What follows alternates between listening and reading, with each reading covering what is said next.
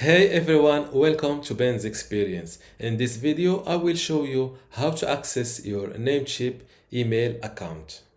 But before that, I want to let you know that you can get my Namecheap course within my university for free. Inside this Namecheap course, you'll learn lots of things including how to get started with Namecheap shared hosting, also how to manage your website and email account, and also how to optimize your website performance inside Namecheap. Plus, you'll get access to my other available courses and also the upcoming ones. To join my university for free, just go to university.bensexperience.com.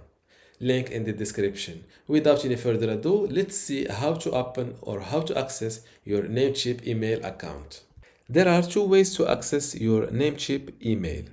The first one is from CPanel, and the second one is a shortcut I just learned about and I will share with you in this video. Let's start with the CPanel method.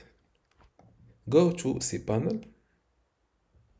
Once you are inside CPanel, look for email and under it click on email accounts. Next to your email account, click on check email. This is how to access your Namecheap email. The shortcut or the quickest method is like that. You type your domain name and you add /webmail like that. As you can see, cPanel is connecting. Enter your email address and your password. And this is my quickest way to access Namecheap email.